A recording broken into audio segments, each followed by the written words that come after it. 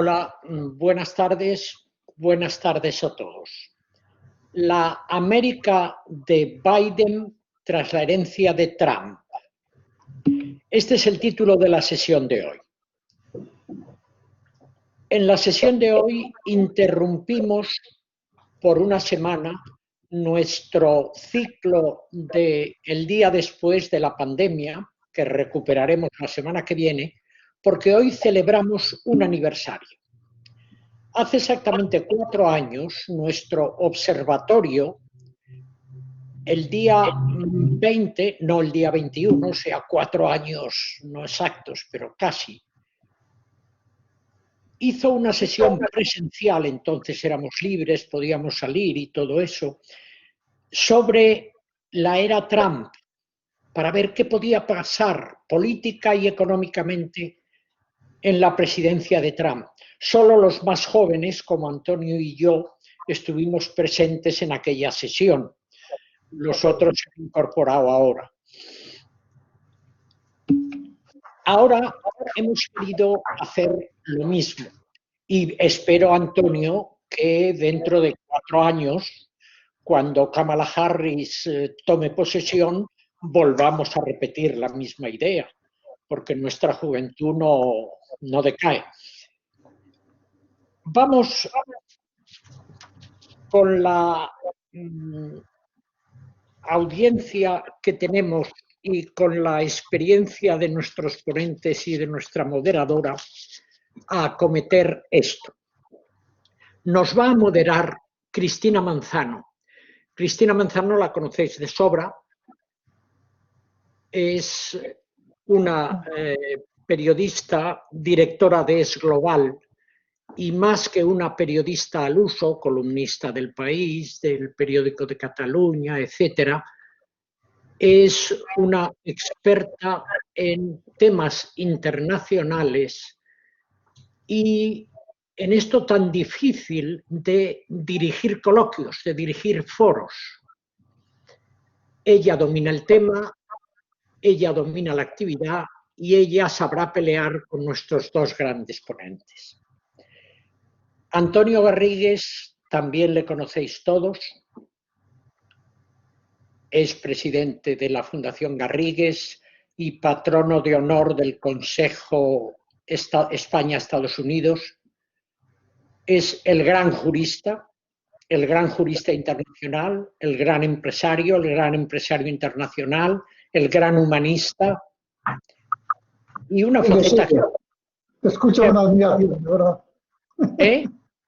Que sigas elogiándome, que te escucho con admiración. Te sigo elogiando, solo digo una faceta que a mí me gusta mucho tuya. Más que humanista, eres muy humano, porque me gustan todas esas cosas tuyas, que te gustaba jugar al fútbol, que te gustaba bailar el tango, y una cosa que diré, a lo mejor no lo conocen en el auditorio, en el sitio donde veranea, todos los años se escribe una obra de teatro, que es el centro de la vida veraniega del sitio donde veranea Antonio Garrigues. O sea que, fijaros el humanidad de Antonio. Hay mucha gente que no piensa como tú, de que sea el centro, pero bueno, en todo caso, es verdad lo que dices. Manolo Balmaceda es nuestro gran experto en economía internacional, es Chief Economist de Cemex, la gran cementera internacional, pero sobre todo domina la economía de Estados Unidos y ha estado en nuestro ciclo del día después como ponente respecto a la economía de Estados Unidos y es presidente de la National Association for Business Economics, la gran sociedad de economistas, de economía aplicada, de empresarios americana, que si os fijáis en su página web tiene infinitas actividades, entre otras en una marginal, una especie de ciclo del día después, con unas cuantas sesiones sobre la pandemia. La diferencia es que allí participan pues nada menos que Barry Eichengreen y participa Acemoglu, participa el vicepresidente del Banco Central Europeo. Bien, lo nuestro. Entonces estamos, Cristina, con un reto formidable que tienes que pelear con estos dos tipos de fieras políticas y económicas. todo bajo tus espaldas, Cristina, y empieza a sacarles el máximo jugo. Confiamos Pues en todo. Muchas gracias, Agustín. Muchas gracias por la invitación a compartir esta tarde con todos ustedes. Y será un placer pelearme con estas dos figuras. Así que estoy segura de que el foso de los gladiadores va a salir bien parado.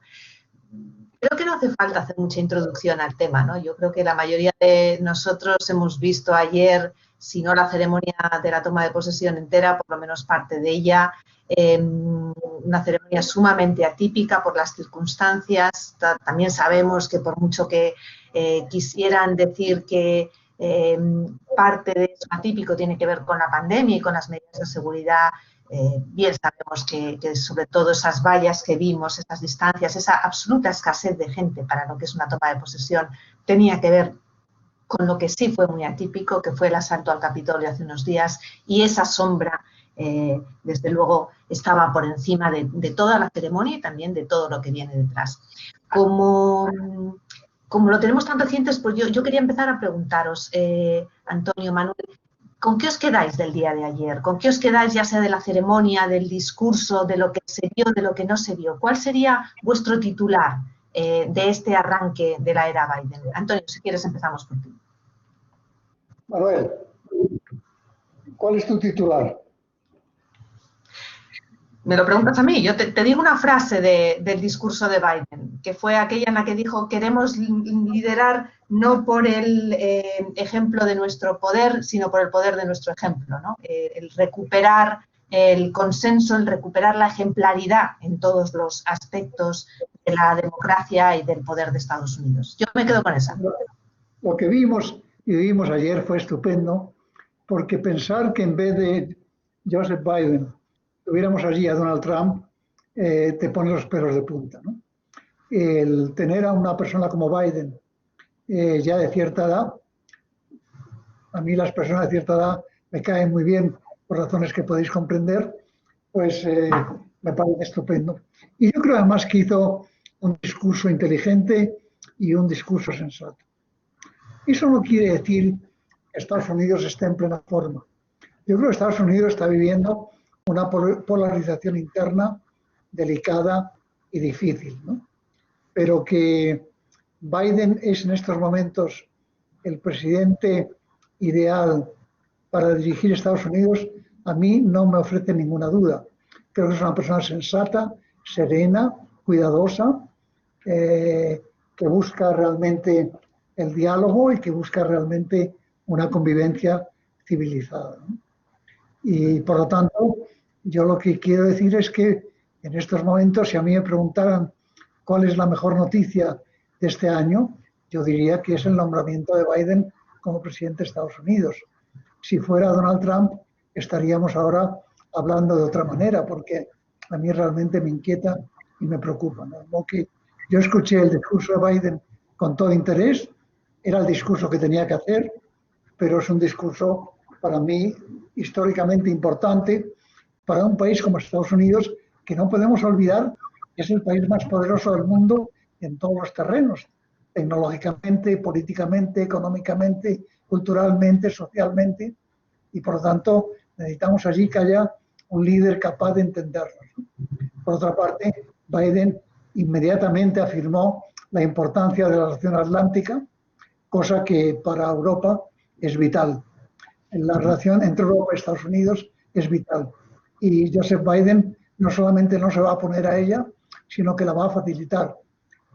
Todos recordáis que Donald Trump ya habló específicamente de que el tema de esa relación interesaba realmente muy poco, ¿no? De modo que vamos a ver lo que sucede.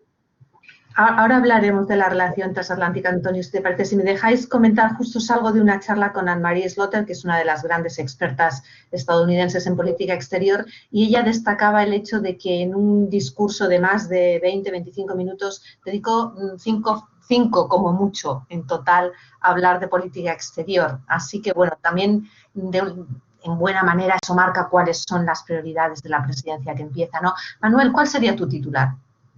Pues mi titular es que hizo un discurso de presidente.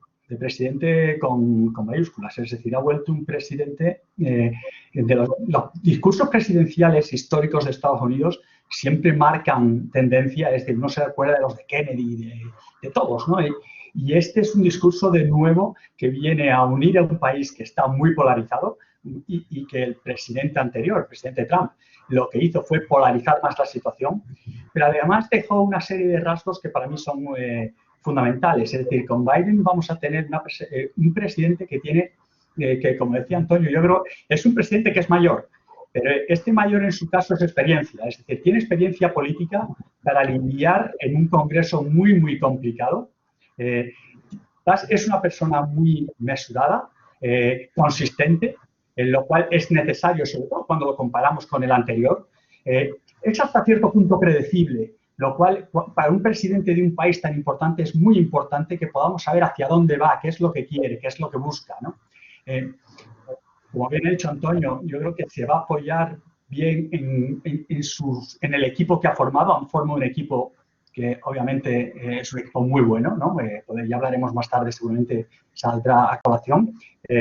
Pero se apoyará a estos profesores y luego finalmente que yo estoy de acuerdo con lo que ha dicho Antonio, pero esto igual lo discutimos un poco más porque tú lo has mencionado, es que va a volver al multilateralismo. Pero yo creo que la vuelta al multilateralismo de Biden, claro, comparado con Trump, la vuelta es fácil, pero eso no quiere decir que su principal reto es un reto doméstico. Va a ser un reto doméstico tanto en política, digamos, política, es decir, porque tiene problemas sociales importantes. Va a ser muy difícil para él no solamente gestionar a la oposición, sino gestionar a su propio partido político y va a tener que buscar acuerdos en el centro. Y yo creo que la política internacional, siendo importante para él, va a venir en un segundo plano, lo cual no quiere decir que vaya a ser malo. Comparado con el presidente Trump, obviamente va a ser, desde el punto de vista internacional o para sus aliados, muy buenas noticias porque va a contar con nosotros. Pero, resumiendo, yo creo que va a ser un presidente que va a intentar unir, y él fue una de las palabras que más destacó en todo su discurso, que va a intentar unir.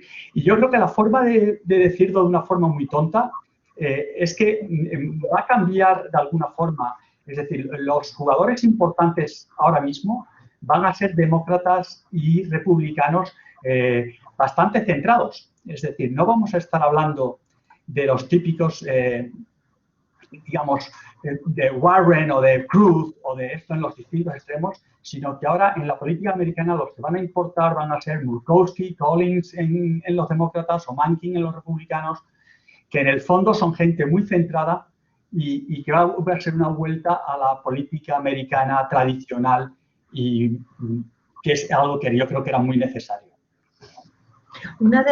Otra de las características de los días de la toma de posesión, aparte de todas las primeras veces, la jura en sí misma, el desfile, el baile, que ayer fue virtual, etcétera, etcétera, son las primeras decisiones, las primeras órdenes ejecutivas que firma el nuevo presidente, que de alguna manera son siempre compromisos de campaña y que marcan algunas de sus líneas principales, ¿no? De las que firmó ayer Biden, hay algunas que ya tocan esos puntos que habéis ido mencionando, ¿no? El regreso al Acuerdo de París, el regreso a la Organización Mundial de la Salud, ahí estamos hablando de multilateralismo, pero también temas que no son nada fáciles, no es que lo vaya a tener fácil en general, ¿no? Como todo lo que tiene que ver con las migraciones, que va a ser un tema muy delicado para el cual va a tener que, como mencionabas ahora, Manuel, contar mucho con un Congreso que no se lo va a poner fácil. Pero todo el mundo sabe, y el propio Biden lo ha dicho muchas veces, que las prioridades son tres. Y no sé cuál es el orden, y ahora vamos a ello, ¿no? El tratar de restablecer la economía, y para eso ya ha anunciado un paquete de 1,9 billones de dólares, que se dice pronto, sobre los que ya se han invertido anteriormente. El tratar de reconducir la pandemia, con un plan de vacunar hasta 100 millones de personas en los primeros 100 días, y en los primeros meses, perdón, y luego algo que también habéis mencionado, que es ese restaurar las heridas, el sanar las heridas, el tratar de empezar a limar esa polarización que está dividiendo al país. Si os parece, vamos a abordar un poco estos tres temas que son, creo, los primeros por orden y luego ya pasamos a otro. Y voy a empezar contigo, Manuel. Desde el punto de vista económico, ¿crees que este paquete será suficiente para relanzar la economía. ¿Qué características, cómo lo definirías? El paquete que ha anunciado y que va a firmar en estos próximos días. Si se aprueba este paquete, Estados Unidos va a ser el país del mundo que haya hecho un impulso fiscal mayor de todo el mundo. Es decir, que si se aprueba este paquete, el impulso fiscal puede llegar a ser el 25% del PIB, ¿no? Cuando uno lo compara con los impulsos fiscales de otros países que se quedan todos por debajo del 10%, o alguno, por ejemplo, como el de Japón, está por encima, pero son muy inferiores. Pero fíjate que este paquete no es un paquete impulso, sino a mí me gusta más llamarlo un paquete, tanto este como el anterior, o los anteriores son paquetes de mantenimiento. Y esto es un cambio dramático en Estados Unidos, porque Estados Unidos tradicionalmente no ha tenido una política social activa, ¿no? Y en realidad estos paquetes han sido paquetes en gran parte, para que nos hagamos una idea, de este 1,9 billones que has mencionado, literalmente prácticamente 1 billón va dirigido al mantenimiento de las rentas de las familias. El anterior paquete les daba a cada familia $600 y este le va a dar otros 1.400 más. Es decir, mantener hasta $2.000 de ingreso a cada familia, aumentar el seguro de desempleo, ampliándolo hasta septiembre, ¿no?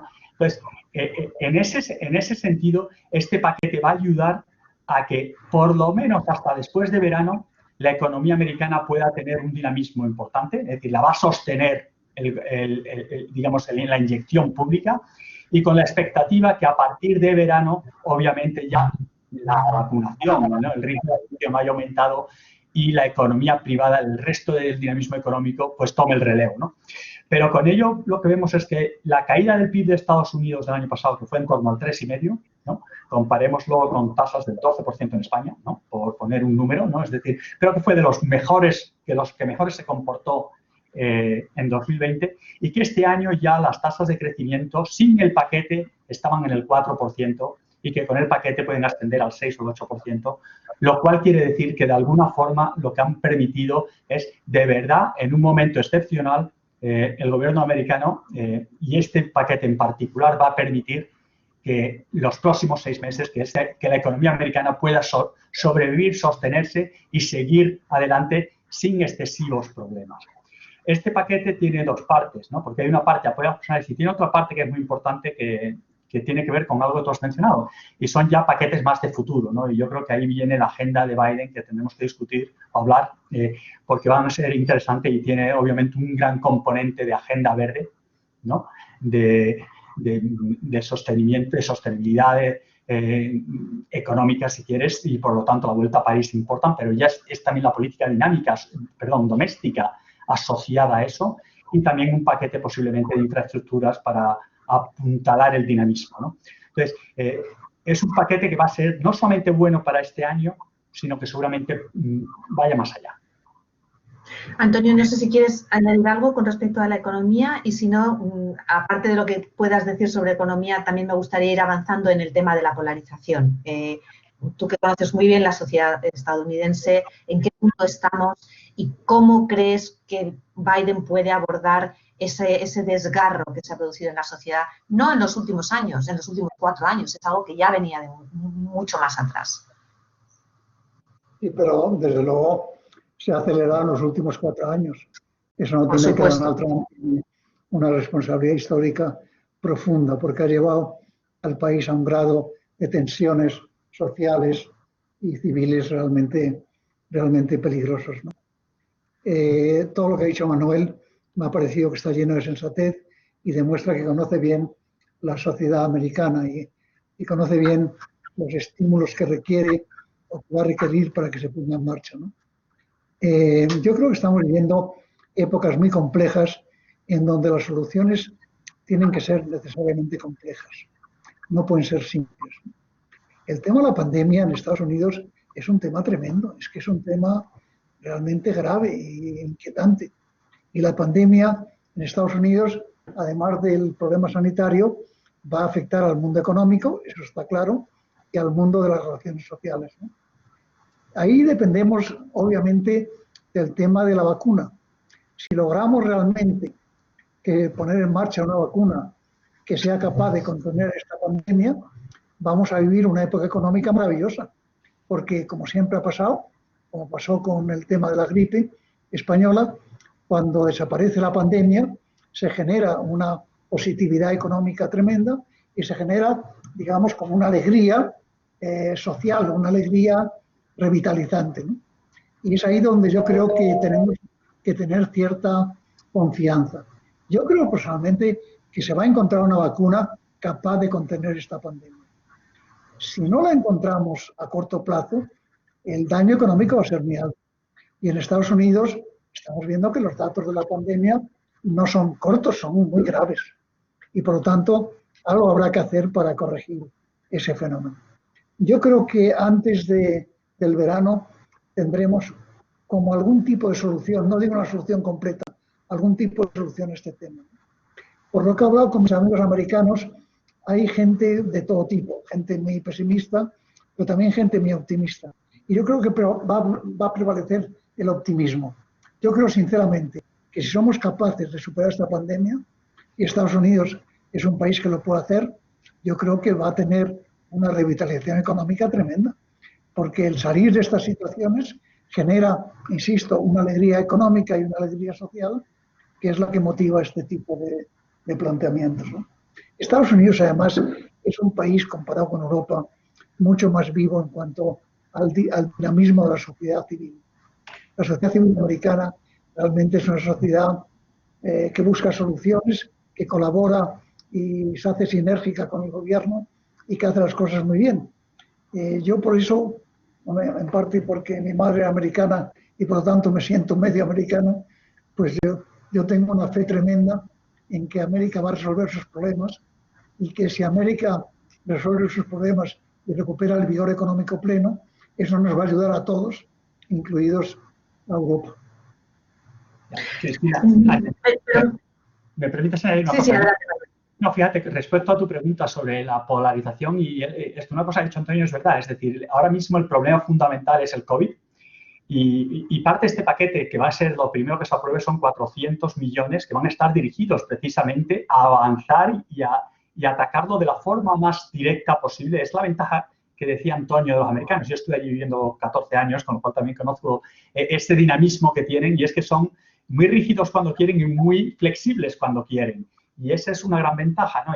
Y van a hacer todo lo posible y yo creo que hay que ser optimista con ello, ¿no? Pero volviendo a tu pregunta sobre la polarización política, tú mismo has mencionado que la polarización no es nada nuevo, tú lo has dicho, no son los últimos 4 años, viene desde bastante antes, se ve claramente en los votos, en las votaciones en el Parlamento, en el Congreso, ¿no? Pero sí que es verdad, como ha dicho Antonio, que la diferencia de presidentes anteriores con el presidente Trump es que Trump lo ha utilizado políticamente de forma activa, ¿no? en sus campañas, he intentado polarizar más, ¿no? Yo creo que la polarización va a ser el tema, pero Biden es el presidente perfecto, entre comillas, para intentar reducir esa polarización y retomar el centrismo, ¿no? Y ahí, con algunos de los nombramientos que ha hecho, ¿no? Y yo creo que hay 2 en particular, el de Janet Yellen o el de Merrick Garland, uno para el Tesoro y el otro para Justicia, son profesionales de muchísimo prestigio y de, como diríamos menos, middle of the road. Es decir, son gente muy centrada, que no van a generar tensiones, sino todo lo contrario, que van a traer, digamos, mucho más acercamiento de ambos partidos que lo contrario, ¿no? Y yo creo que Biden y sus conocimientos del Senado por los tiempos que ha pasado allí, además de que tiene 4 años, él lo ha dicho, y el hecho de que sea un presidente de solo 4 años, en este caso es una gran ventaja, porque va a jugar para la historia, no va a gobernar para ser reelegido.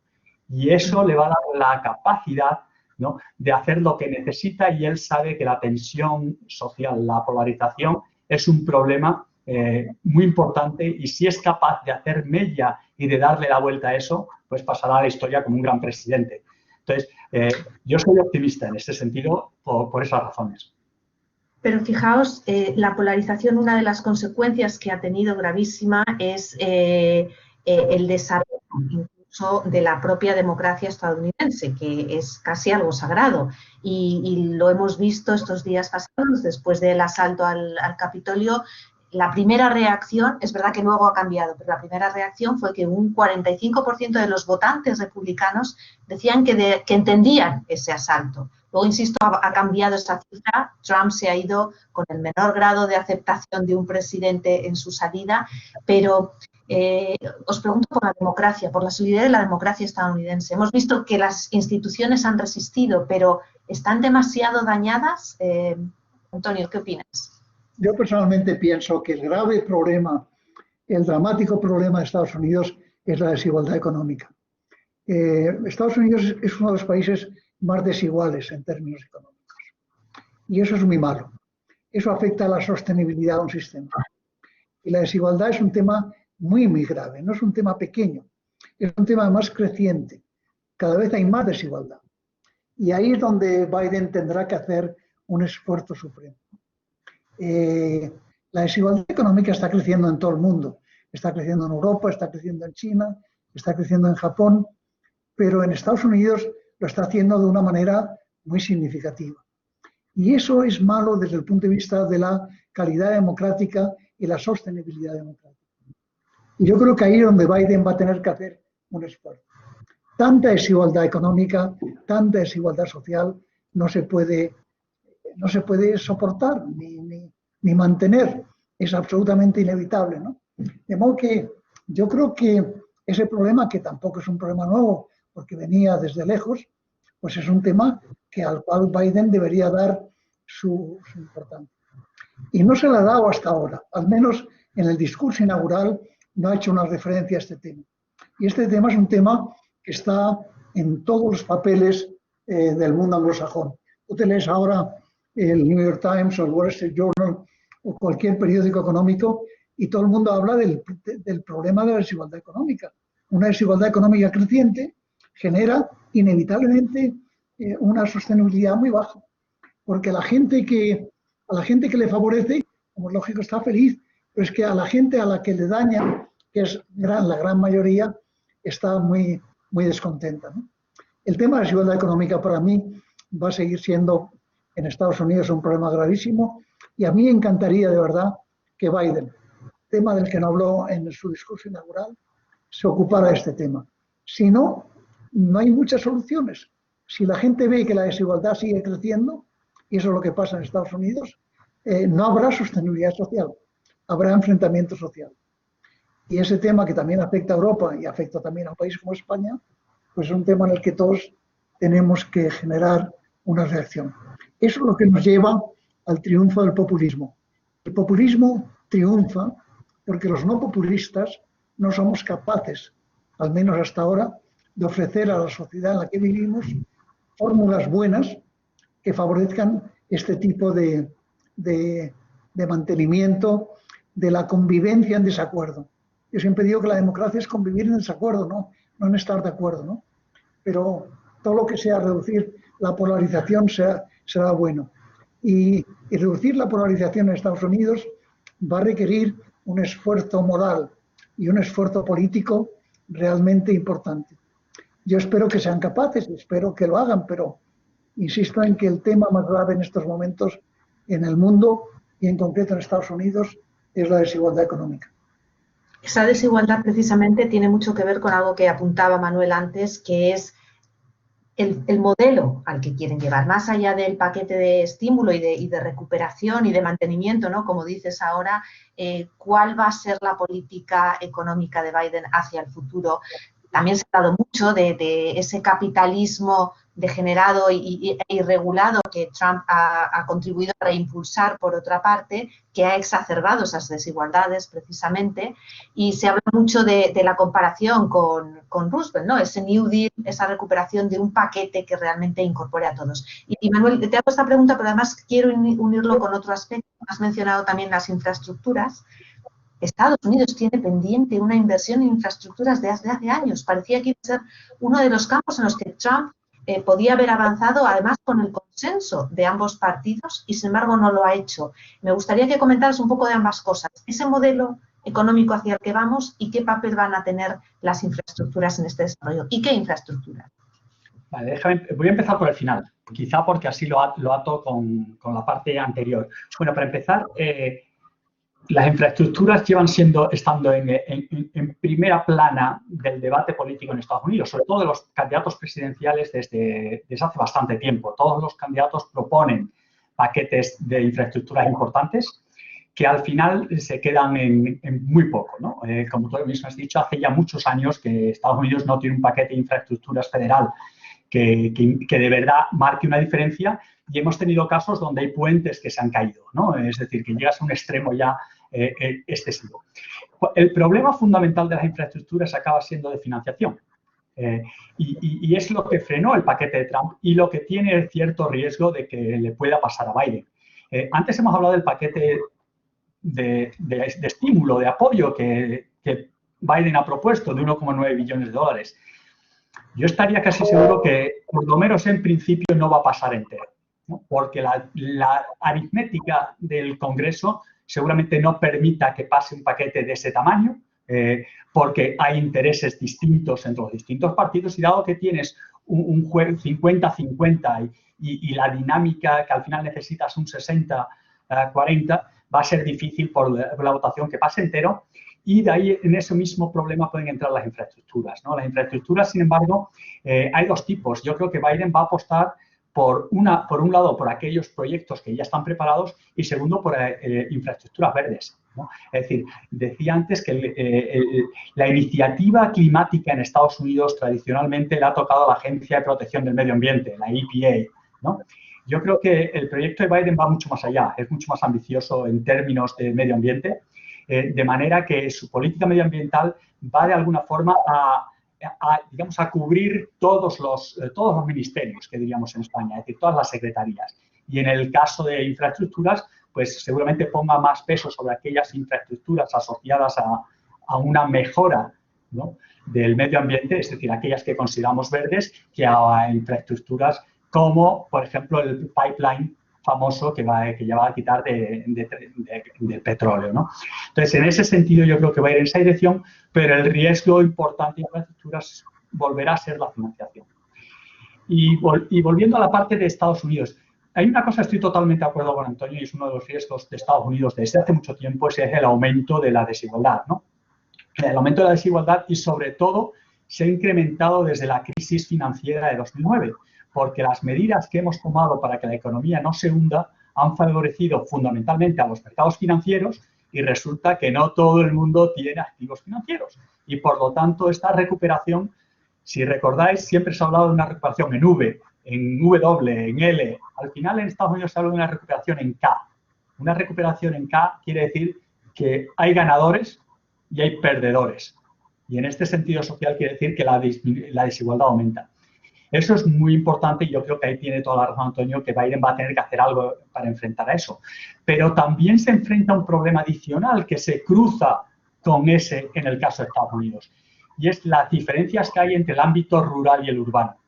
Es decir, el ámbito rural precisamente no son los más ricos del país. Es decir, los estados más ricos del país, California, Nueva York, no, son demócratas y han apostado por Biden. Curiosamente, pero también es donde está la gente menos favorecida. Por lo tanto, hay un reto no solamente de desigualdad económica, sino de desigualdad, digamos, del país vaciado, ¿no?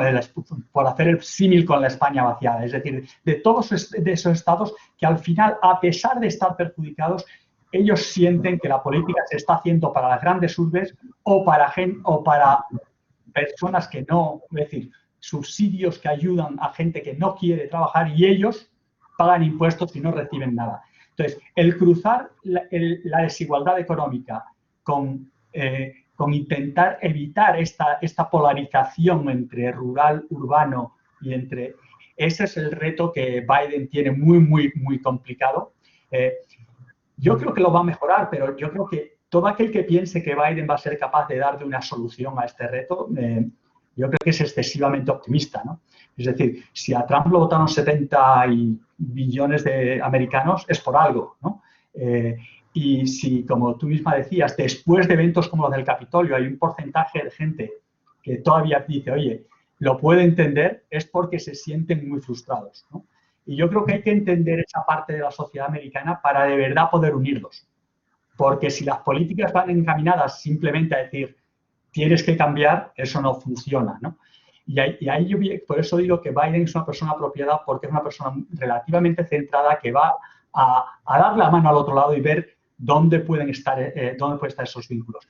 Y respondiendo a tu pregunta rápidamente, ¿está la democracia americana en entredicho después del Capitolio? Yo creo que no. Ha demostrado que las instituciones perfectamente, ¿no?, han aguantado sin ningún problema. Que hay ya individuos, personas en Estados Unidos que ya los conocíamos del Tea Party desde hace tiempo, que eran radicales, ¿no? Desde algún punto libertarios en contra del gobierno, incluso de cualquier gobierno, ¿no?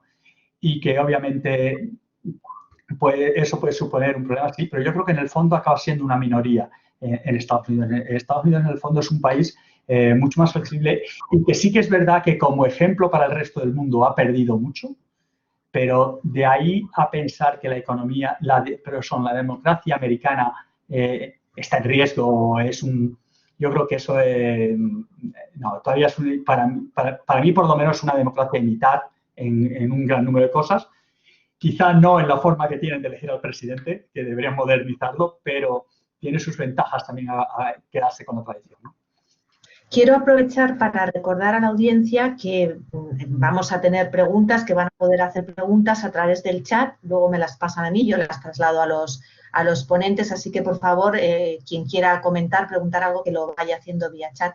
Pero no quiero dejar de preguntaros dos cosas y os voy a pedir que seáis breves para precisamente poder dar paso a la audiencia.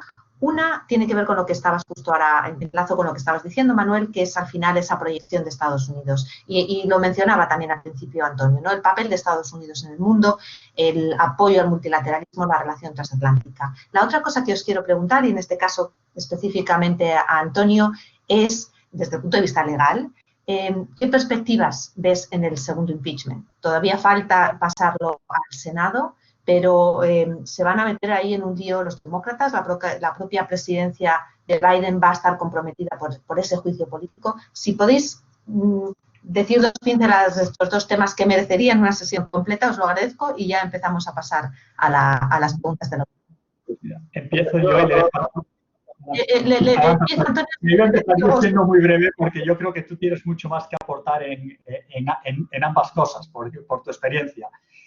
Yo diría que de Biden, en términos internacionales, se puede esperar una vuelta al multilateralismo, se puede esperar un acercamiento adicional a sus aliados, a tener en cuenta sus opiniones. Ya hemos visto vuelta al Tratado de París, WTO, Organización Mundial de Comercio, Naciones Unidas. Es decir, vamos a ver una vuelta de Estados Unidos al ámbito internacional. Ahora bien, yo sí que creo que sus prioridades son domésticas, entonces no esperaría demasiado en que mejoraran las relaciones. Quizás será mucho más formal, pero seguirá habiendo tensión con China, seguirá habiendo tensiones comerciales en determinados ámbitos, porque al final su prioridad es el trabajador americano, lo va a seguir siendo, y en ese sentido. Y sobre el impeachment, le dejo a Antonio, pero yo solamente diré una cosa, y es que Biden tiene demasiadas cosas importantes sobre la mesa.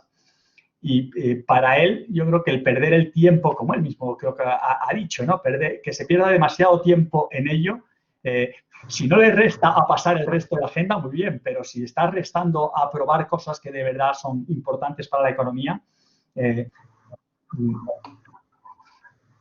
Antonio, por favor.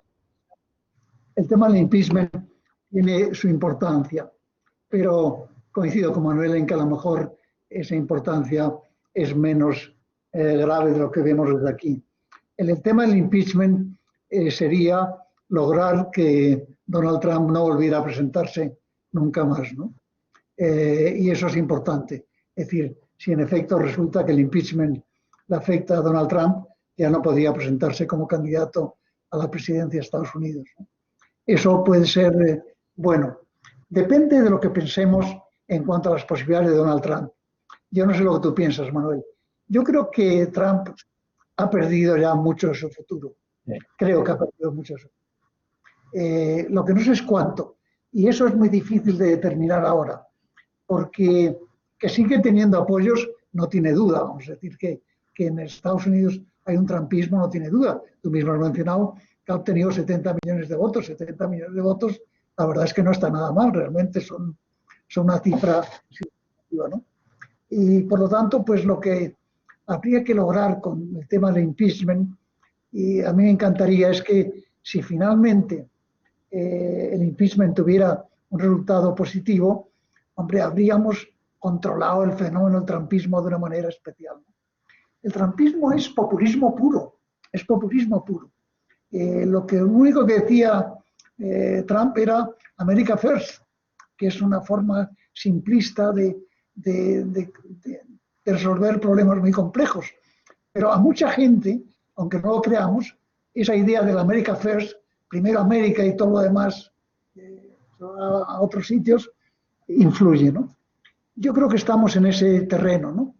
El otro día vi que una persona muy conectada con el tema justamente del impeachment y creen que hay base suficiente para que triunfe, ¿no?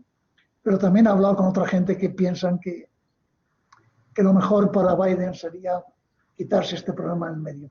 No lo sé, no tengo una opinión fija. Si me permitís, yo... Sí, pero ahí, y es pregunta, es comentario barra pregunta, ¿no? Para seguir con este tema, es la cuestión de la ejemplaridad. O sea, después de lo que este señor ha incitado, independientemente de la figura legal y política que eso tenga, ¿no? El no ir adelante supondría dejarle impune y dejar servir como referencia a alguien que en el futuro quiera atreverse a hacer algo de eso, ¿no? No sé qué, insisto, no tengo base legal para opinar, pero desde el punto de vista del análisis político es lo que me surge. Vale. Cristina, en parte yo creo que tienes razón, pero por otro lado yo creo que hay dos temas importantes para mí desde el punto de vista de esto. El primero es un poco lo que ha dicho Antonio, ¿no? Yo creo que no hay que hacer de Trump un mártir. Es decir, yo creo que el mismo Partido Republicano ya han empezado a aparecer nombres dentro del trumpismo y fuera del trumpismo que quieren la hegemonía, que quieren presentarse ya, ¿no?, de cara a dentro de 4 años, que están empezando ya a actuar, ¿no? Y segundo, que lo que ocurrió en el Capitolio yo creo que le restó muchos votos a Trump en el sentido de el republicano conservador que no quería esto, que le votó. Yo creo que después de lo que pasó en el Capitolio seguramente se habría bajado del carro. Entonces, en ese sentido, yo creo que hay que dejarlo y no darle más importancia que pase. Por otro lado, y esto Antonio tiene más esto, yo por lo menos cuando hablas con gente en Estados Unidos, si sigues adelante con el impeachment, puedes generar muchas noticias sobre Trump durante mucho tiempo, que no creo que sea provechoso para nadie. Para empezar, porque no está claro, y aquí Antonio, tú eres el jurista, yo no, no está claro hasta qué punto él puede luego ir a juicio hasta la Corte Suprema, porque el impeachment sería una persona que ya no es miembro del gobierno y por lo tanto no está claro hasta qué punto, ¿no? Digamos, el Congreso puede juzgar a alguien que no es miembro del gobierno, ¿no? Entonces, el que eso se prorrogue en el tiempo, que vaya a la Corte Federal, que vaya a la Corte Suprema, yo creo que lo único que hace es darle noticias a Trump y volverlo a sentir como que está atacado por distintas fuentes. Yo creo que lo mejor en democracia es decirle, mira, ¿no? Que se le juzgue perfectamente, olvidarse de él y si quiere presentarse que lo intente. Y por desgracia, bueno, yo pienso que el americano ya no lo va a votar, pero si por desgracia lo vota, pues mira, así es la democracia. Voy a pasar, si os parece, ya a las preguntas que están llegando y las 3 primeras que tengo aquí tienen que ver con política exterior.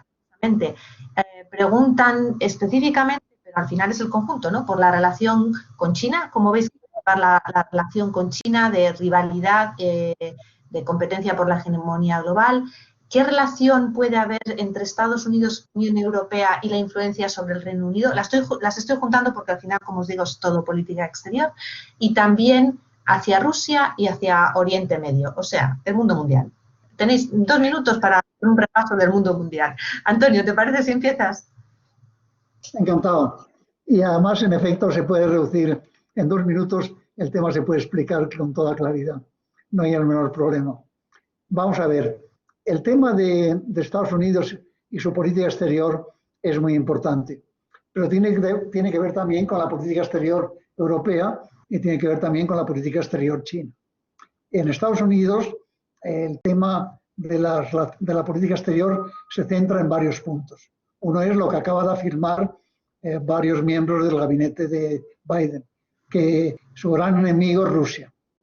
A mí eso me ha impresionado, porque yo creía que Rusia había dejado ya de ser enemigo de nadie. Pero, en fin, parece que los americanos siguen considerando que Rusia es su enemigo prioritario, ¿no? En cambio, buscan la relación con China. La relación con China les parece importante y les parece recíprocamente beneficiosa. Y yo lo creo. Yo creo que un acuerdo entre China y Estados Unidos en temas económicos, en temas comerciales, en temas culturales, sería una buena noticia para el mundo, una buena noticia para el mundo. Y yo creo que además sería bueno para desmitificar un poco un fenómeno que está pasando con la democracia, en donde en Estados Unidos empieza a haber gente que toman el modelo chino como un modelo inteligente. Ellos dicen, aunque haya poca libertad política, porque la verdad es que hay poca libertad política, el mundo chino ha tenido un desarrollo económico espectacular. Y no solamente un desarrollo económico, es que China ha tenido un desarrollo tecnológico increíble. Y hay mucha gente que piensa que a lo mejor limitando ciertas libertades políticas se logra una eficacia económica importante. A mí eso me parece peligrosísimo. Y yo siempre que intento hablar, especialmente con los jóvenes, les digo que frente a la democracia y a las libertades democráticas no hay nada mejor. Y que hay que defender las libertades democráticas por encima de todo el mundo. Y que limitando las libertades democráticas no se gana nada, ni económicamente, ni políticamente, ni socialmente. Pero bueno, la verdad es que estamos en un mundo en donde están pasando tantas cosas tan importantes al mismo tiempo que yo creo que ha llegado el momento en el cual tenemos que echarle algún tiempo a la reflexión, pero a la reflexión cultural, a la reflexión literaria, a la reflexión social. Yo creo que este tipo de conversaciones como la que estamos manteniendo hoy son completamente necesarias y que todos tenemos que aceptar en que tenemos nuestras opiniones, pero que no podemos convertir nuestras opiniones en dogmas. Es decir, aquí pueden pasar muchas cosas, tenemos que tener una mente flexible, pero tenemos que tener una mente tremendamente positiva.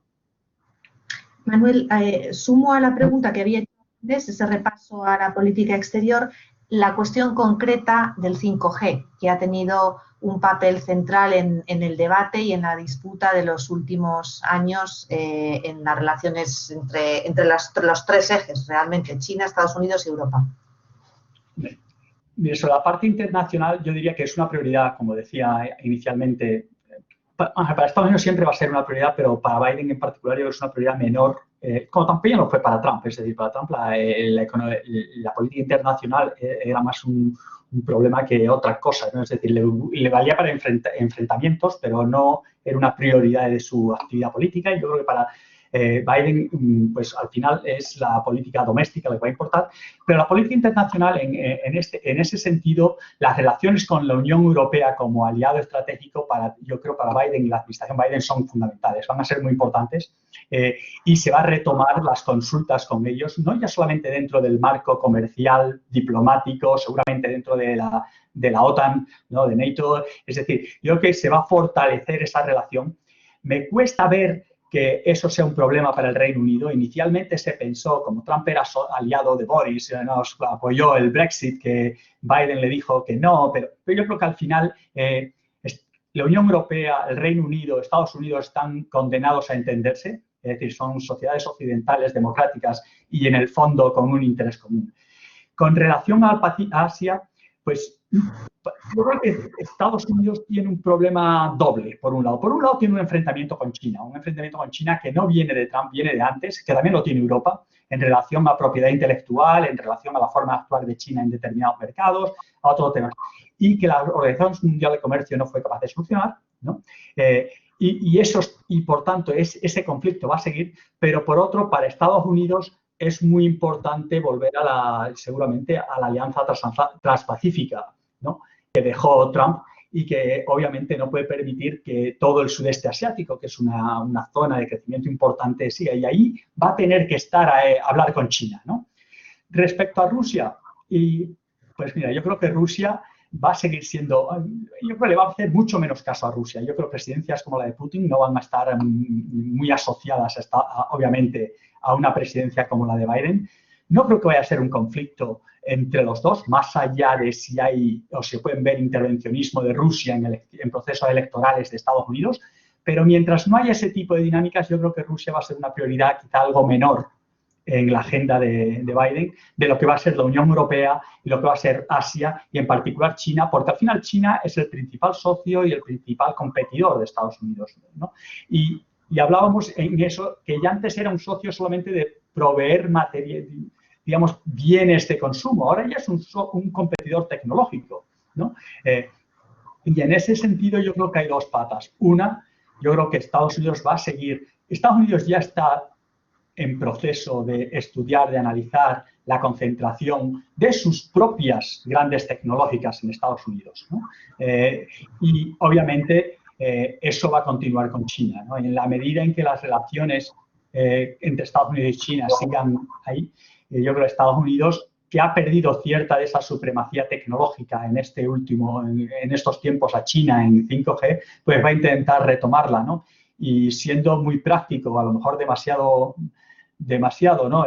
Todas las chinas que pueda poner y valga la redundancia, todas las chinas que pueda poner en la hegemonía china en 5G, pues le vendrán bien a sus propias empresas para hacer un poco de catch-up y tecnológico y ponerse a la altura, ¿no? Entonces, sin ser una prioridad, yo creo que eso vamos a seguir viendo, si no conflicto al nivel de Trump, obviamente, durante su presidencia con tarifas, etcétera, y una retórica muy dinámica, tampoco va a ser simplemente todo fácil. A pesar de que estoy totalmente de acuerdo con Antonio, que lo bueno sería que llegaran a un acuerdo y que al final todos ganamos de comercio amplio, libre, en global, ¿no? Y que estos intercambios, tanto económicos como culturales, sociales, etcétera, al final hacen para un mundo mucho más sostenible. Pero me temo que eso va a tardar un poquito. Nos estamos acercando al final de la sesión y hay un montón de preguntas y de temas interesantes que están saliendo. Os lanzo uno en el que han coincidido varias personas, retomando la cuestión de la desigualdad, ¿no? Y de si es posible combatirla o si está en la propia naturaleza del sistema. Dice, si está tan incrustado en su naturaleza, dice una de las preguntas, que puede ser el principio del fin del liderazgo en Estados Unidos, porque es imposible combatir esa desigualdad. ¿Qué opináis? La desigualdad, en efecto, es inevitable. Siempre habrá desigualdad. El problema es cuánta desigualdad. El problema es el riesgo de que si hay un exceso de desigualdad, eso afecta a la sostenibilidad. En el mundo hay una medida que se llama coeficiente Gini, que mide la desigualdad. En Europa, por ejemplo, los países menos desiguales son los países nórdicos. Esa desigualdad va aumentando hacia el centro de Europa y se hace muy señalada en el sur de Europa. En Estados Unidos, la desigualdad, como hemos dicho, sigue creciendo y también está pasando en China.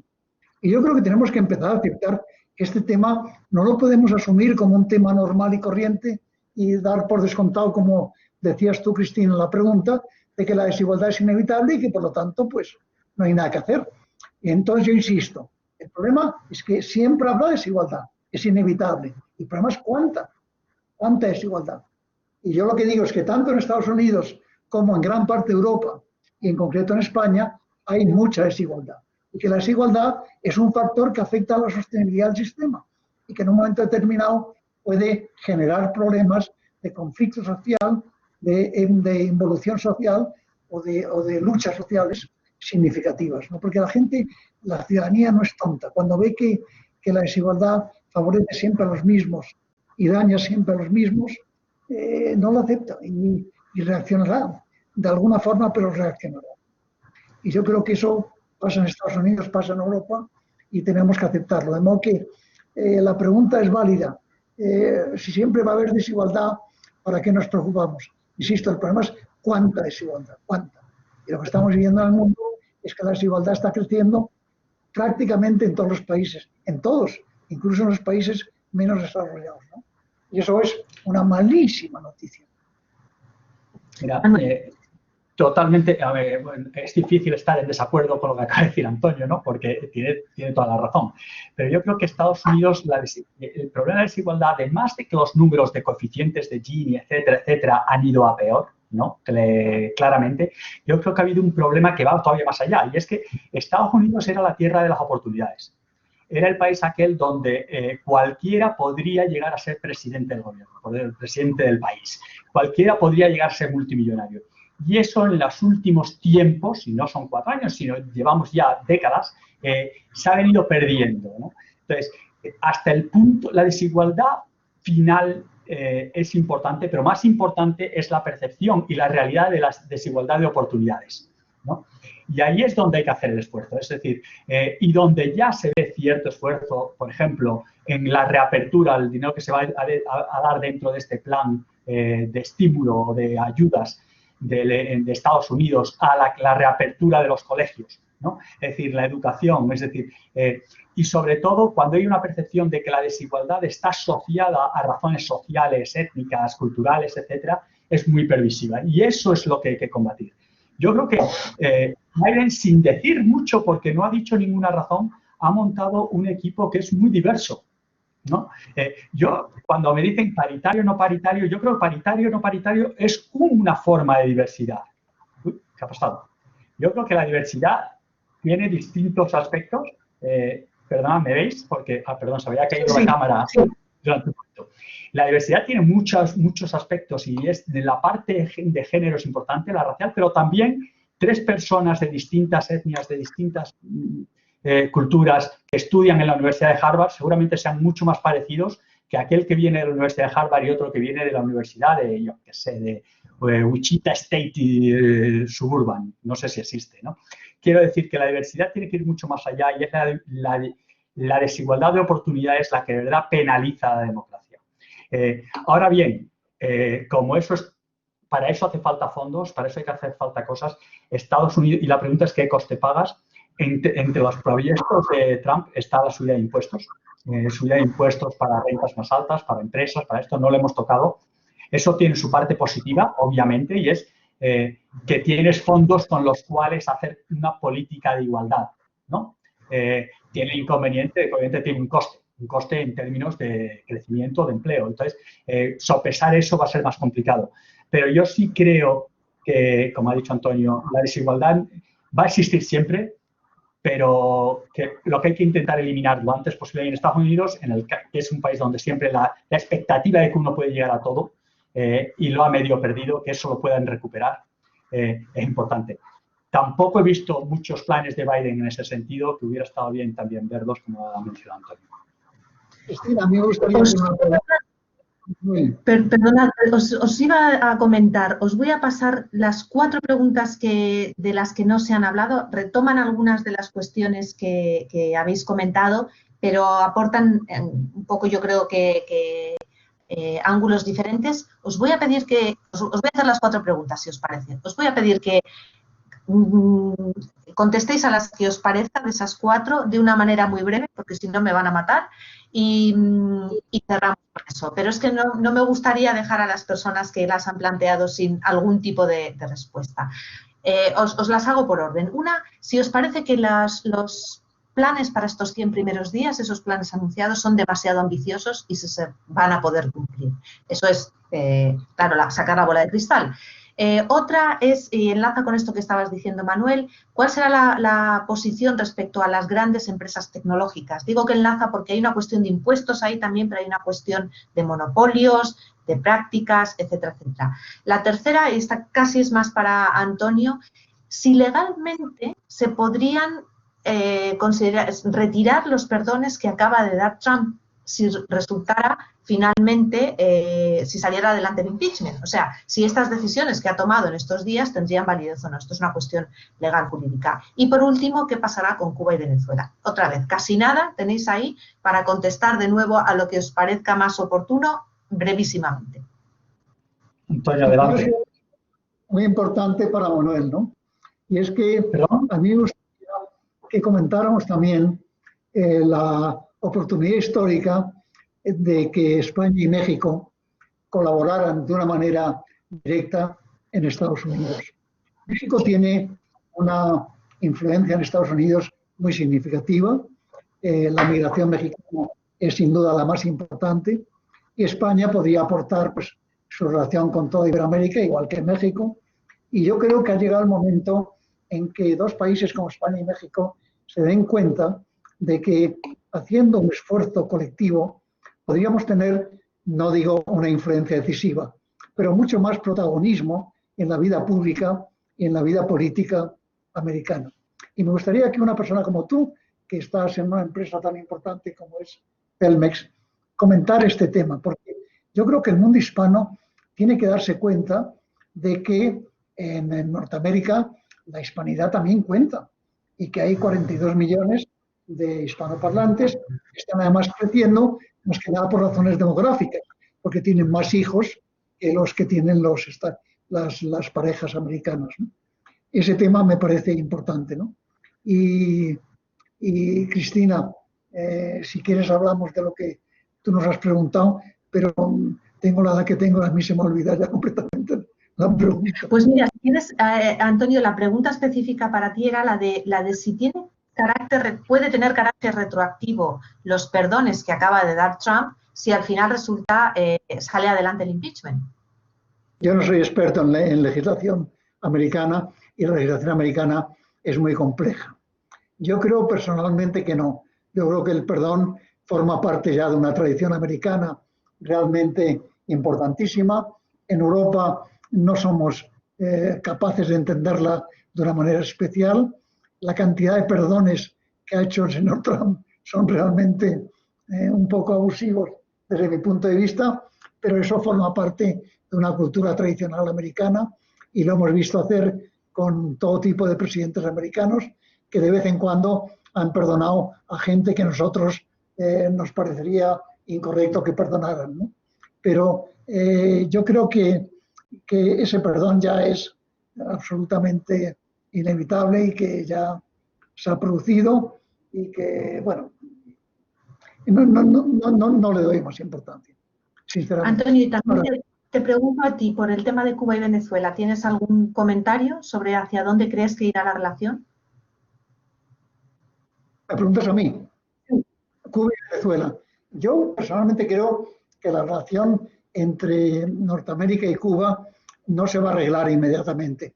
Eso está absolutamente claro, ¿no? Con Venezuela sí se puede avanzar. Con Venezuela se puede avanzar. Venezuela es un país realmente que produce una cierta tristeza cuando se examina el daño que el estamento político está haciendo a un país tan rico en todo tipo de cosas, tanto en materias primas como en calidad de gente humana, etcétera, etcétera, ¿no?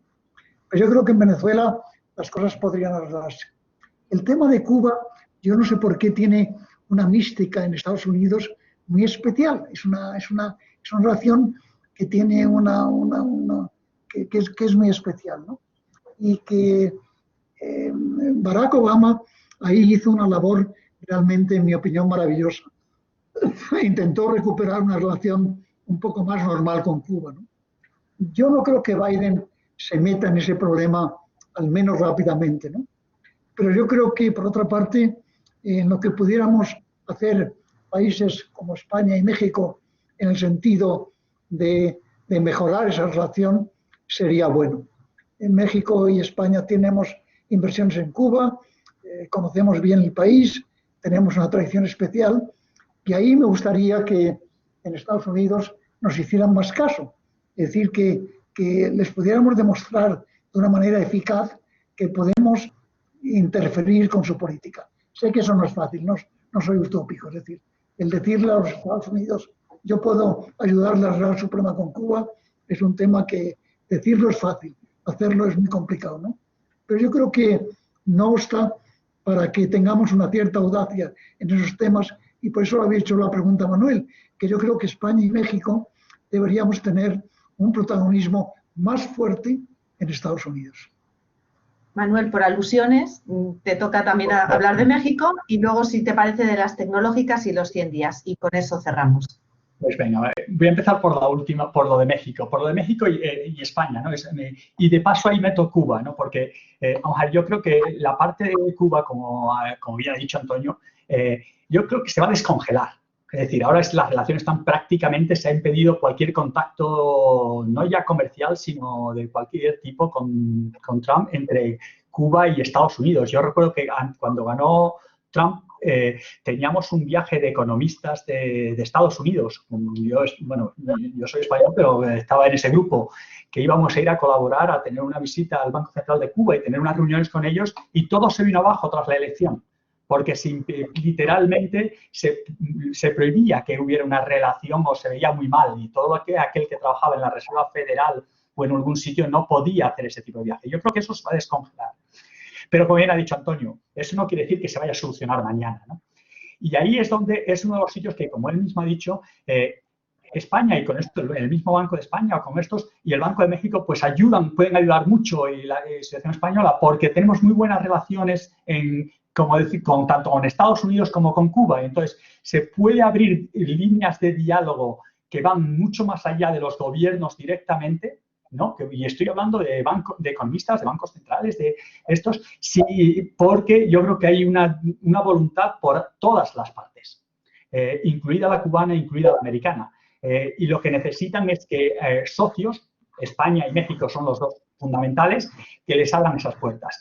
Sobre México y Estados Unidos daría para una conversación entera, ¿no?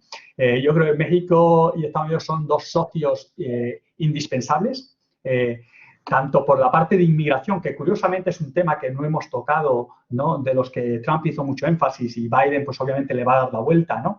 Pero también por la parte obviamente de la integración comercial, del número de mexicanos hispanos, además de mexicanos, en Estados Unidos, y que ya empiezan a ser una fuerza importante en todas las elecciones, tanto locales como, obviamente, estatales como nacionales, ¿no? Y por lo tanto, curiosamente, tienes razón en que se habla poco de ello y estamos relativamente poco organizados. Incluso los mexicanos en Estados Unidos, cuando uno los compara con otras minorías, están relativamente poco organizados, ¿no? Y es una cosa que a lo mejor de la que pecamos los hispanos, ¿no? Pero sí que es verdad que ya hay mucho espacio y que estamos aumentando. Es decir, yo ahora mismo, como presidente del NABE, pues una de las cosas que hemos hecho es abrir un diálogo de economistas de diversos backgrounds, y entre ellos estamos buscando los que proceden de América Latina y en particular de México. Y resulta que en Estados Unidos hay muchísimos, ¿no? Y no estaban organizados, ¿no? Ese tipo de organizaciones yo creo que serían muy buenas, tanto para México como para Estados Unidos, como para España, porque tenemos vínculos muy fuertes con los dos. Y ahora, de forma muy breve, a las otras dos preguntas. Los primeros 100 días. Bueno, los primeros 100 días son los 100 días milagro de cualquier presidente. Es el honeymoon period, es la luna de miel, ¿no? Donde se le permite hacer todo lo que quiere, entre comillas, ¿no?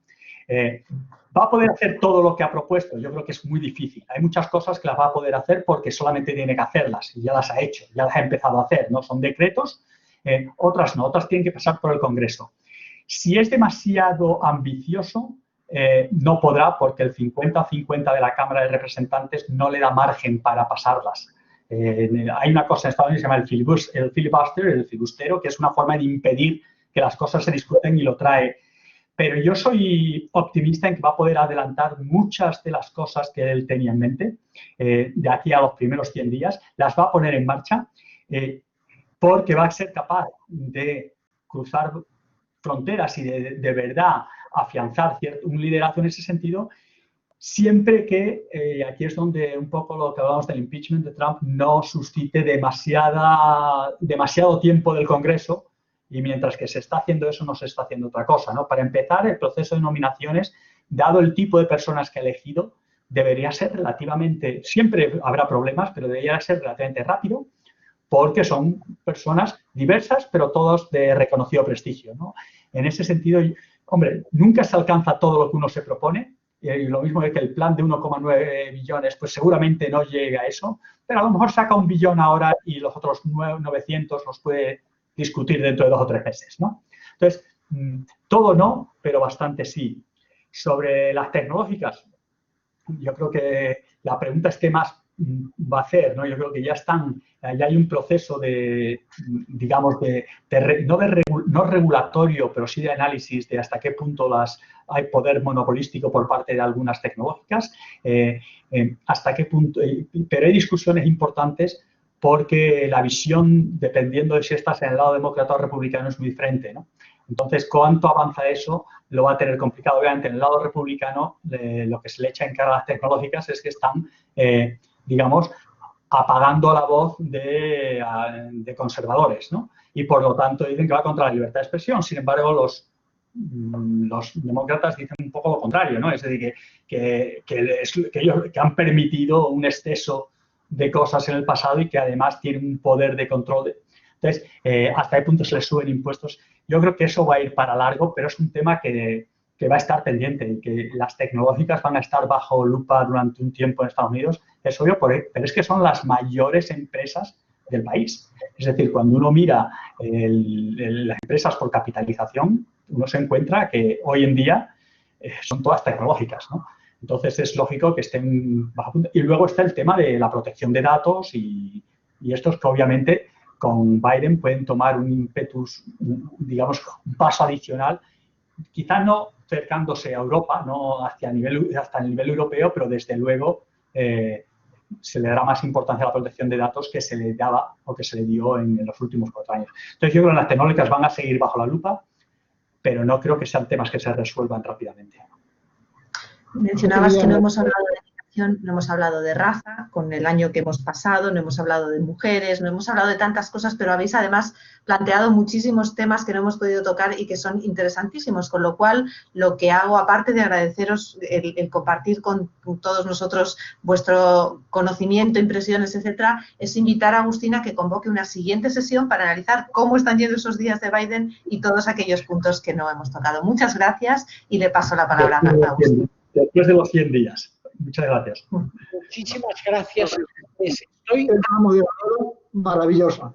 Estoy admirado como en un tema como este, en que todos los analistas nacionales e internacionales han aportado 100.000 cosas, aquí han salido cosas nuevas, cosas distintas, miradas diferentes, todo provocador. ¿Me dejáis que diga una palabra para pediros una palabra a cada uno de los tres? En la crucial intervención de Antonio sobre la desigualdad, donde en el fondo yo me he vuelto a leer tu intervención, a ver tu intervención de hace 4 años, Antonio. Y en tu intervención de hace 4 años, tú dijiste: esto es la revolución de los perdedores que las élites no han sabido ver. Eso lo dijiste hace 4 años. Cuando has hablado hoy de la desigualdad, bueno, ¿por qué Biden no ha hablado explícitamente de este aumento de desigualdad? ¿Va a pasar que las élites van a seguir sin ver la revolución de los perdedores? Esto es por Antonio. Y segundo, para Manolo, la salida en K de la economía la dijo hace varios meses la propia Janet Yellen, que es la gran alegría de eso. Bueno, es una esperanza, hay una esperanza ahí en Janet Yellen. Y por último, para Cristina, porque esto es tuyo, esta revolución de los perdedores la ha llevado Trump desde las redes. Ha despreciado a la prensa y a las televisiones y al final a todos, hasta la Fox cuando le ha dado la espalda. ¿Van a seguir teniendo tanto poder las redes? ¿Qué va a hacer Biden con las redes? Una palabra cada uno y me conformo y nos vamos. Antonio, empieza tú. Empiezo yo. Son temas realmente significativos. Me cuesta mucho ser dogmático en las respuestas, porque estamos en un mundo realmente tan cambiante que estamos viviendo los primeros días de Biden y yo creo que pueden pasar cosas todavía muy significativas, ¿no? Vamos a ver cuál va a ser la resistencia del trumpismo a Biden. Yo le tengo a eso cierto miedo. A mí lo del Capitolio no me gustó nada y me sigue sin gustar nada. Es un tema ese malo. Empieza a haber ahí un populismo realmente inquietante, ¿no? Pero, bueno, me siento muy americano, tengo fe en el sistema americano y creo que las instituciones han resistido perfectamente bien y que seguirán resistiendo, ¿no? Pero habrá que echarle otra vuelta a este tema de la democracia, ¿no? ¿Cuándo nos convenceremos que la democracia no consiste en que estemos todos de acuerdo, consiste en convivir en desacuerdo? Porque si estuviéramos todos de acuerdo no haría falta ni democracia, hay que convivir en desacuerdo. ¿Y cómo se convive en desacuerdo? Pues se convive con diálogo y con debate, no hay otro remedio, ¿no? Y para debatir y dialogar, lo primero que hay que hacer es aceptar que el otro casi siempre tiene la misma razón que uno, casi siempre. Como partamos de la base de que tenemos toda la razón, aniquilamos completa y absolutamente el tema del debate y el diálogo. Es ahí donde yo he defendido siempre la ideología liberal, que el liberalismo tiene que cumplir un papel muy importante. Yo ya estoy harto de ideologías dogmáticas, ideologías que afirman las cosas de una manera absurda, ¿no? Creo que necesitamos una presencia liberal muy significativa. Gente como Janet Yellen a mí me parece gente maravillosa, realmente es un personaje que puede influir y protagonizar el tema de una manera. ¿Era esto lo que me preguntabas o no? Bueno, Agustín, creo que la pregunta que era sobre Janet Yellen. Pues mira, Janet Yellen para mí es un nombramiento muy importante, crucial. Además de por su bagaje, obviamente ha estado ya en el gobierno de alguna forma, estuvo en el miembro de consejeros del presidente, ha sido presidenta de la FED, con lo cual tiene una piel lo suficientemente dura para hay críticas. Si la conoces personalmente, te das cuenta de que es una persona lo más cercana del mundo y lo más agradable del mundo, con lo cual se combina eso con ser una persona muy, muy, muy humana, lo cual es espectacular. Y ahora, desde este puesto que va a tener ahora, y además es una persona que sabe mucho, muy inteligente, pero también muy flexible en su pensamiento. Quiero decir, si hace 10 años estaba sobre la deuda, era un problema fundamental, pero ahora con las tasas tan bajas uno puede endeudarse más, es lo suficientemente flexible para cambiar de opinión, que eso los economistas no somos muy buenos en ello, ¿eh? Los economistas tendemos a ser muy centrados, ¿no? Y cambiar difícilmente de opinión. Janet es una persona que es flexible en el sentido de que es capaz de entender distintos momentos del tiempo de forma distinta y en eso yo creo que es un momento fundamental. Pero yendo más allá, tú me hablabas de la recuperación en K, que es la desigualdad al final. Bueno, hay de recuperación en K que tiene que ver con unos países relativos a otros, con unos sectores, pensemos en la pandemia, unos sectores como manufacturas relativos a otros, como la hostelería, y sobre todo la parte social, ¿no? Yo creo que Janet Yellen lo conoce perfectamente y tiene la habilidad desde el Tesoro y la capacidad, y sobre todo no tiene nada que demostrar a nadie, para poder intentar desde el Tesoro, siendo creativo, formas de ayudar a ayudar en atacar esa desigualdad. Cosa que, como hemos hablado anteriormente, Antonio lo ha puesto sobre la mesa, es uno de los retos más importantes, si no el más importante, y hay que ser creativo. Y luego, habiendo sido presidenta de la FED, tiene una interlocución con la Reserva Federal, con Jay Powell en particular, que es muy estrecha. Fue su segundo, se conoce muy bien, con lo cual va a ser fácil que todos estén en la misma opinión, ¿no? Y por lo tanto podamos tener al Tesoro, a la FED, es decir, política fiscal, política monetaria, remando en la misma dirección en temas tan importantes para los que hay que ser muy creativo como ayudar en la desigualdad. Hay que recordar que la FED ya intentó hacer algunas cosas, ¿no? Tuvo estos paquetes de ayuda para pequeñas empresas, ¿no? Ya han hablado de que su objetivo es el máximo empleo y por lo tanto eso importa la desigualdad.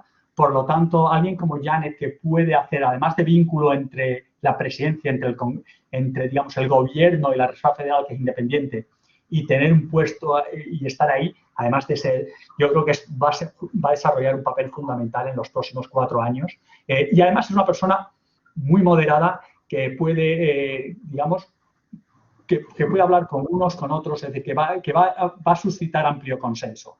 Y además de consenso no solamente por parte de políticos, sino también de economistas, de inversores. En ese sentido, yo creo que ha sido un gran... Yo como economista, yo creo que es uno de los grandes éxitos de Biden es haber elegido... Uno no es lo bueno que es uno, sino lo bien que se sabe rodear, ¿no? Y Biden, con la experiencia que tiene, ha elegido colaboradores, por lo menos en el caso de Yellen, difícil pensar en otra persona que pudiera superarla, tanto en lo personal como en lo profesional. Sobre las redes, muy rápidamente, yo creo que sí, que las redes van a seguir teniendo un importante papel. Han venido para quedarse, y si no son estas, veremos otras. Al final lo que hay detrás es el deseo de comunicación del ser humano y de llegar a otros seres humanos de múltiples formas. Lo que vamos a ver, y ya hemos visto desde hace unos días, es el cambio de tono y es el bajar el nivel de ruido, ¿no? Y de un ruido que lo único que hace es realmente enfangar la conversación y poner el foco solo en lo malo y en las mentiras, etcétera. Creo que eso podemos ver un cambio significativo en esta época. Pero las redes son el canal. Lo importante ahí son los mensajes y son las personas que emiten los mensajes. Y quiero recordar que Trump ganó no por las redes, aunque hizo muy buen uso de ellas para su propio interés. Trump ganó en las elecciones en 2016 porque visitó una serie de estados que eran claves, a los cuales Hillary Clinton despreció y pensó que los tenía conseguidos, no tuvo a bien visitarlos en los últimos días de la campaña. Trump sí lo hizo y se llevó ese voto. O sea que las redes tienen el papel que tienen, pero el contacto, los mensajes y las personas son las que cuentan. Muchísimas gracias, Cristina. Termino leyendo un agradecimiento de Rafael Doménech, que es consejero del observatorio. Enhorabuena por las brillantes intervenciones de Antonio, Cristina y Manolo. Mi más sincera felicitación por este observatorio. Muchísimas gracias a los tres y hasta el próximo de Kamala Harris dentro de 4 años. Muchas gracias. Un saludo a todos. Ha sido estupendo, ¿verdad? Pronto, ha sido un placer. Divertido, además. Hasta pronto. Hasta luego. Gracias. Hasta luego. Adiós. Hasta luego.